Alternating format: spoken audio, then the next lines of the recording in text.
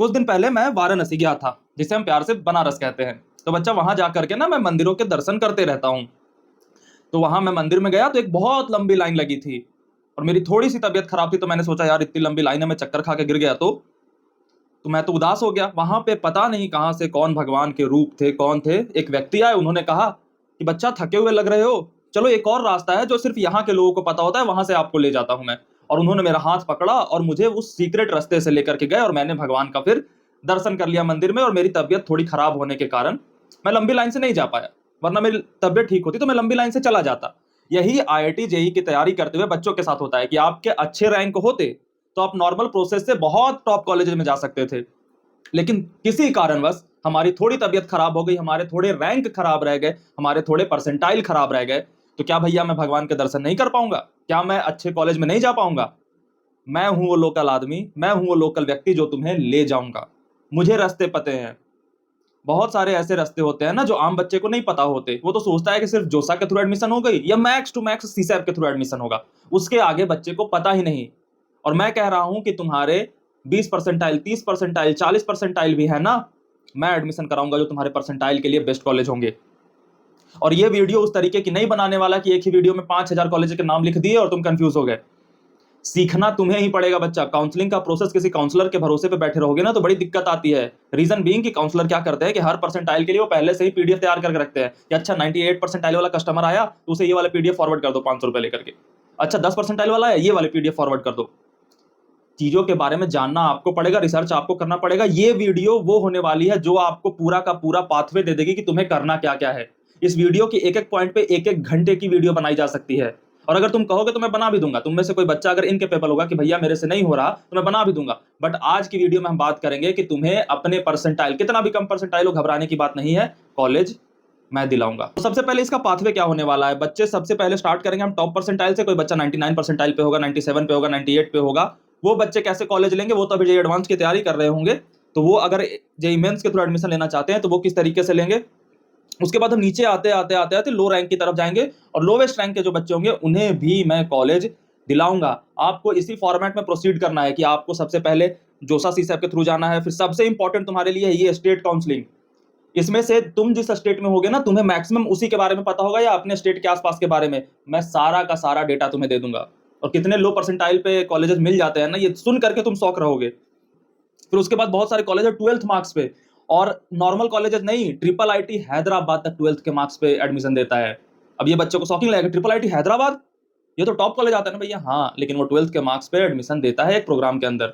तो वो भी आपको जानकारी दी जाएगी। और फिर लास्ट में आएंगे कि यहाँ तक तो तुम में से मैक्सिमम बच्चों का एडमिशन हो जाएगा, ये मैं गारंटी देता हूँ। लेकिन लास्ट में भी कोई अगर बच्चा बचा तो उसे फिर अदर इंट्रेंसेस या और भी चीजें क्या क्या हो सकती है उसके बारे में मैं बताऊंगा। तो इतना पाथवे क्लियर हो गया, तो चलो बात करते हैं।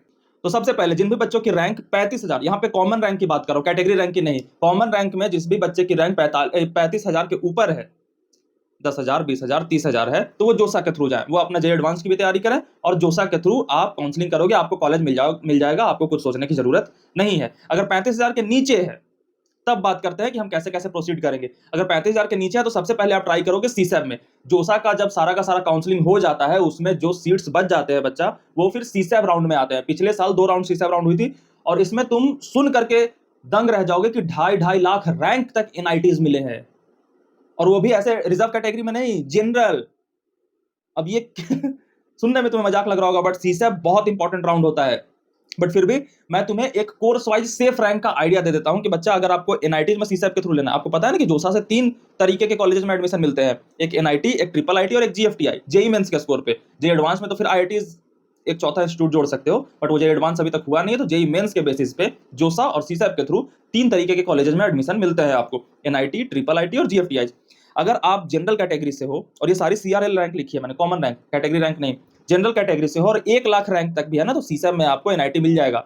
अब ये नहीं कि 1 लाख तक ही मिलेगा, ये मैंने सेफ स्कोर लिखा है, 2.5 लाख पे मिले मैंने बताया ना। तुम्हें चेक कैसे करना है कि कितना क्लोजिंग रैंक हो सकता है, तो सीसैप के वेबसाइट पे जाओ, उसमें तुम्हें 4 ऑप्शंस दिखेंगे, उन चारों में तुम ऑल ऑल ऑल ऑल कर देना।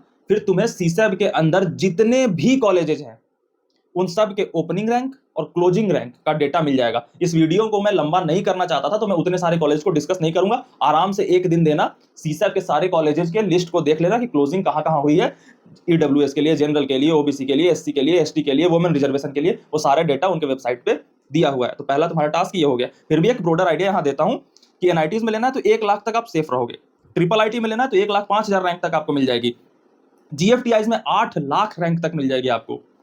अब ये सोच सकते हो, ओबीसी एनसीएल में 1,20,000 तक आपको एनआईटीज मिल जाएगी, ईडब्ल्यूएस में 1,10,000 तक, एसटी में 4 लाख तक, एससी में 2 लाख तक और पीडब्ल्यूडी में 8 लाख तक आपको एनआईटी मिल जाएगा। वहीं ट्रिपल आईटी की बात करें तो जनरल के लिए बता दिया 1,05,000, ओबीसी एनसीएल के लिए 1,10,000, ईडब्ल्यूएस के लिए 1,05,000, एसटी के लिए 4 लाख और एससी के लिए 2,10,000 और पीडब्ल्यूडी के लिए 9 लाख रैंक तक मिल जाएंगे। वहीं जीएफटीआई में बात करें तो 8 लाख रैंक तक, ये सारे डेटा ना पिछले साल के डेटा पे बेस्ड हैं, तो 8 लाख रैंक तक आपको जीएफटीआई मिल सकता है। बहुत आराम से कह रहा हूं कि इतना है तो बिल्कुल चिल हो जाओ, जीएफटीआई तुम्हारा हो गया सीसैप में। उसके बाद आती है 7 लाख रैंक तक ओबीसी एनसीएल को, ईडब्ल्यूएस को 7,50,000 तक, एसटी को 7 लाख तक, एससी को 4,50,000 तक और पीडब्ल्यूडी को 9 लाख तक।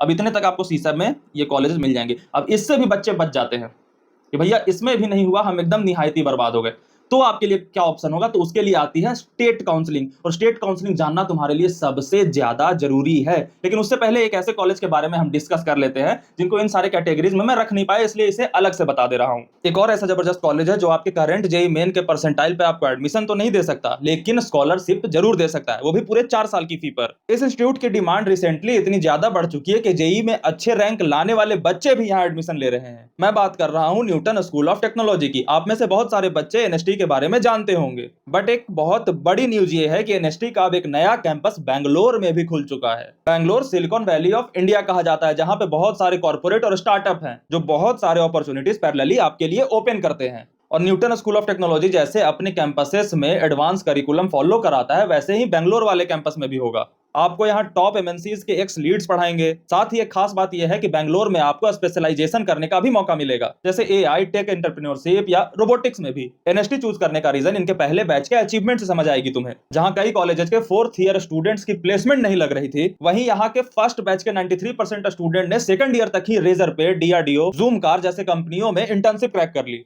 जिसका एवरेज स्टाइपेंड 30,000 पर मंथ था और हाईएस्ट 1.25 लाख पर मंथ था। इवन यहाँ के एक स्टूडेंट को हार्वर्ड के HPAIR कॉन्फ्रेंस के लिए यूएसए और टेक ट्रिप्स के लिए सिंगापुर और चाइना भी ले जा चुका है। सो इस इंस्टीट्यूट में एडमिशन के लिए आपको इनसेट देना होगा, और मेरी बात मानो तो इस एग्जाम को बिल्कुल भी मिस मत करना। इससे आपको एनएसटी के बैंगलोर कैंपस के साथ साथ दिल्ली और पुणे कैंपसेस में भी एडमिशन मिल सकते हैं। तो अभी जाकर के इनसेट के लिए रजिस्टर कर लो, लिंक मैं तुम्हें नीचे इसी वीडियो के डिस्क्रिप्शन में दे रहा हूं। तो अब बात करते हैं सबसे इंपॉर्टेंट काउंसलिंग, स्टेट काउंसलिंग के बारे में। अब ये सारे काउंसलिंग के बारे में एक एक वीडियो 1-1 घंटे की बनाई जा सकती है। तो आपको करना क्या है बच्चा, ये सारे काउंसलिंग की मैं बेसिक स्ट्रक्चर दे रहा हूं तुम्हें। अगर तुम कहोगे तो मैं इन सब पे वीडियो बनाऊंगा, नहीं तो तुम इन सब के वेबसाइट पे जाकर के इनके कॉलेजेस के लिस्ट देखो, ओपनिंग और क्लोजिंग रैंक देख लो। ये सारे जेईई मेन पे लेते हैं, जेईई मेन के मार्क्स पर बहुत लो रैंक पे बहुत कंप्यूटर साइंस तक मिल जाएंगे तुम्हें, और बहुत अच्छे अच्छे प्लेसमेंट वाले कॉलेज इसके अंदर होते हैं। इसमें बस एक खास बात ध्यान रखना होता है कि ये सारे स्टेट ऑर्गेनाइज कराती है, तो स्टेट के लिए एक रिजर्व्ड होता है। जैसे जैक दिल्ली में बात करोगे शायद 80 या 85% दिल्ली वालों के लिए और 15% बाहर वालों के लिए होता है। तो अगर आप दिल्ली से रहते हो तो जैक दिल्ली भरोगे। इन सारे काउंसलिंग प्रोसेस के बारे में हम बात करेंगे, लेकिन एक पेपर पे अभी नोट कर लो कि इन सारे काउंसलिंग पे तुम्हें नजर बनाए रखनी है।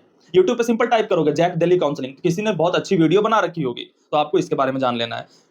ध्यान क्या रखना है कि इसमें से कोई भी काउंसलिंग तुम्हारे दिमाग से निकल ना जाए, तुम्हें नई बात पता चले इसमें से कि अच्छा इसका तो मैंने नाम नहीं सुना था, तो वो भी अपने नोट्स में नोट कर लेना पेपर पे कि अच्छा इसके बारे में पता करना है। तो बच्चा बात करता है शुरुआत से, जैक दिल्ली दिल्ली वालों के लिए सबसे बेस्ट काउंसलिंग है जोसा और सीसैप के बाद, और बहुत लो रैंक तक मिल जाता है। अगर आप दिल्ली में रहते हो, NSUT वगैरह जो कॉलेजेज हैं वो जैक दिल्ली के थ्रू 80% रिजर्वेशन, 85% रिजर्वेशन के साथ दिल्ली वालों के लिए ऑक्युपाइड होते हैं। तो जैक दिल्ली, दिल्ली स्टेट का ये काउंसलिंग है। फिर REAP राजस्थान का, तो इस पे भी आपको नजर बनाए रखना है। GGSIPU ये इंद्रप्रस्थ यूनिवर्सिटी कराती है, इस पे भी आपको ध्यान रखना है। जाकर के आप सर्च करोगे यूट्यूब पे GGSIPU, आपको पूरी की पूरी काउंसलिंग का डेटा मिल जाएगा, किसी न किसी ने बना रखी होगी। उसके बाद आता है AKTU, जो यूपी टेक के थ्रू उत्तर प्रदेश के लोगों के लिए होता है। बड़ा बहुत अच्छे कॉलेज है, इसमें हमारे अलग पांडे सर भी इसी के थ्रू गए थे HBTU में, जिसे उन्होंने छोड़ दिया था। तो आप यूपी के कॉलेज को आराम से इस काउंसलिंग के थ्रू अप्लाई करके देख सकते हो। HSTES हरियाणा का काउंसलिंग है। WBJEEB West Bengal joint entrance exam board, जो जेई मेन के थ्रू भी कुछ कॉलेजेस में काउंसलिंग कराती है, तो उसमें भी आप अप्लाई कर सकते हो। इसमें भी वेस्ट बंगाल के लिए आपको कुछ रिजर्वेशन देखने को मिल जाएंगे, बट अप्लाई करना है। एमएसटी सीईटी महाराष्ट्र के लिए, एक तो ये एमएसटी सीईटी के थ्रू कराती है और एक जेई मेन के थ्रू भी कराती है, तो उसमें भी आपको अप्लाई करना है। एमपीडीईटी एमपी के लिए, जेईसी सीईबी झारखंड के लिए और जैक सीजी चंडीगढ़ के लिए। भैया क्या मैं सारे काउंसलिंग्स में अप्लाई करूंगा? नहीं, इसका भी क्राइटेरिया है। आपको सबसे पहले अपने स्टेट के काउंसलिंग में अप्लाई करना ही है। अगर आपको लगता है कि सीसैब में, और इन सारे के डेट्स नहीं आए हैं अभी, आराम से जे एडवांस के बाद आएंगे, तो इन सारे में कैसे क्राइटेरिया चुनना है कि जिस स्टेट में आप रहते हो सबसे पहले उस स्टेट की काउंसलिंग तो भरनी ही है, ठीक है। उसके बाद आपके स्टेट के अगल बगल जितने कॉलेजेस हैं या जितने स्टेट्स हैं उन स्टेट के भी काउंसलिंग भरनी है। और अगर आप कंफर्टेबल हो अपने स्टेट से बहुत दूर जाने में, तो फिर सबके भर दो, फिर तो आप आराम से बहुत अच्छे प्लेसमेंट वाले कॉलेजेस ले पाओगे। तो इन सारे स्टेट काउंसलिंग्स में आपको अप्लाई करना, और इनमें से एक की भी जानकारी तुम्हें, ऐसा ना हो कि तुम्हारे हाथों से छूट जाए, सबके बारे में जानकारी रखनी है। 30-30 परसेंटाइल, 35-35 परसेंटाइल पे ऐसे कॉलेजेस ये दे देते हैं जो बच्चा सोच में नहीं सकता। मेरा एक फ्रेंड था जिसका जेई मेन में बहुत खराब रैंक आया था, उसने स्टेट काउंसलिंग कराई, उसके बाद देखो ऐसे कॉलेज में गया और उसका प्लेसमेंट लगा है बहुत तगड़ा। तो छूटने नहीं चाहिए, ये वो सीक्रेट लाइन है जो तुम्हें अच्छे कॉलेजेस का दर्शन करा देंगे। इन सब के बारे में अब तो तुम्हें पढ़ना है नहीं ना, तो अब आराम से जब तक काउंसलिंग स्टार्ट नहीं होती है तब तक एकदम इस सब के बारे में तुम्हारे टिप्स पे जानकारियां होनी चाहिए। नहीं तो काउंसलर्स के चक्कर में पड़ोगे ना तो तुम्हें ले डूबेगा। तुम्हें सबके बारे में, सबके कॉलेज के बारे में, ओपनिंग क्लोजिंग रैंक सारे पता होने चाहिए। तुम अपना रैंक खुद जानते हो और तुम अपनी काउंसलिंग खुद करोगे। अब कुछ बच्चे मान लो कि स्टेट काउंसलिंग से बच जाते हैं, इतने एकदम निहायती बर्बाद रैंक, 5 परसेंटाइल आ गया भैया, 4 परसेंटाइल आ रखा है मेरा, तब क्या करे। कुछ बच्चे ऐसे हो सकते हैं जिनका जेई मेन बिल्कुल बर्बाद हो, लेकिन 12th में उन्होंने बहुत तगड़ी परफॉर्मेंस कर रखी हो। फिर लास्ट में बात करेंगे जिनका 12th और जेई मेन भी बर्बाद हो, उनको क्या करना है। लेकिन अभी बात करते हैं कि जिनका जेई मेन पूरा बर्बाद हो, लेकिन 12th में उन्होंने अच्छे खासे परसेंटेज फोड़ रखे हैं, 85%, 90%, 99% ऐसे फोड़ रखे हैं, तो उनके बारे में बात करते हैं कि उनको कैसे एडमिशन मिलेगा। तो आपको 12th बेसिस पे अगर एडमिशन लेना है तो आपको इन कॉलेजेस के बारे में रिसर्च करनी है। मैं आपके दिमाग में एक एक करके नाम ले रहा हूँ। Triple IT Hyderabad dual degree programme देता है, बीटेक प्लस एमएस का प्रोग्राम देता है। आपको 12th के मार्क्स देने होंगे, उसके बाद एक इंटरव्यू लेगा, उसके बाद आपका एडमिशन वहां हो जाएगा। ट्रिपल आईटी हैदराबाद है तो मार्क्स थोड़े अपर साइड में ही खोजेगा ये, तो आपको यहाँ पे अप्लाई करना चाहो, अगर आपके मार्क्स इतने अलाउ करते हैं तो कर देना। इसके बारे में भी आप रिसर्च ट्रिपल आईटी हैदराबाद की वेबसाइट पे जाकर के कर सकते हो। उसके बाद है बिट्स पिलानी, ये बिटसेट के थ्रू भी एडमिशन देता है और 12th के मार्क्स पे भी एडमिशन देता है। तो बिट्स पिलानी में 12th के मार्क्स पे कैसे एडमिशन होते हैं, आप 12th के ये बिट्स के वेबसाइट पे जाओगे, वहाँ आपको सारा का सारा डेटा दिया है, बहुत सारे टर्म्स एंड कंडीशंस है, थोड़ी फी वगैरह देख लेना क्योंकि महंगा कॉलेज है, तो उसको सबको देख करके ही अप्लाई करना, ठीक है। तो ये 12th के मार्क्स के बेसिस पे होते हैं।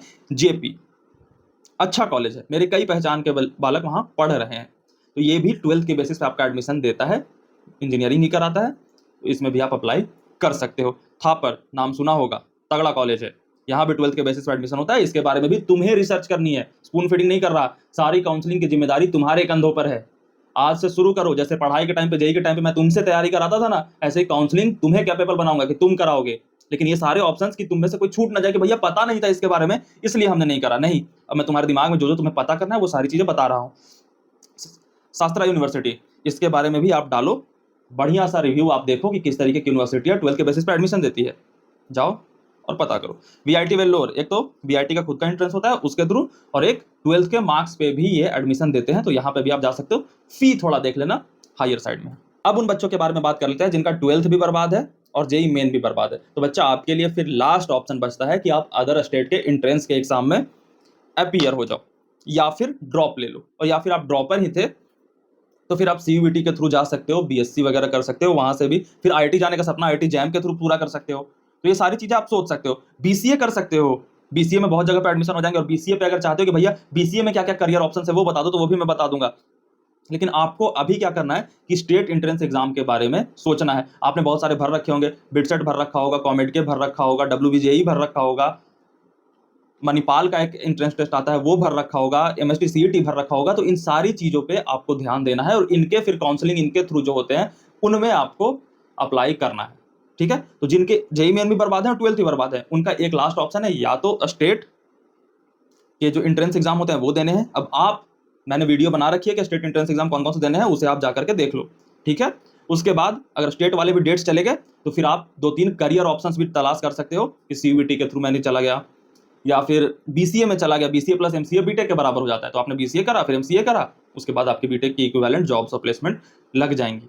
और बीसीए के बाद एमसीए भी बहुत तगड़े तगड़े कॉलेज से होते हैं, तो उनकी आप एंट्रेंस की तैयारी कर सकते हो, या फिर बीएससी कर सकते हो, और बीएससी के बाद आप आईआईटी जैम के थ्रू आईआईटीज में पढ़ने का सपना दोबारा से पूरा कर सकते हो। तो ये आपके सारे के सारे कॉलेजेस ऑप्शंस थे। अब इनके बारे में तुम्हें कोई भी डाउट हो कि भैया इस बारे में और डिटेल में बात करो, तो मैं तुम्हारा गुलाम हूं मालिक, आप जो बोलोगे मैं वो कर दूंगा।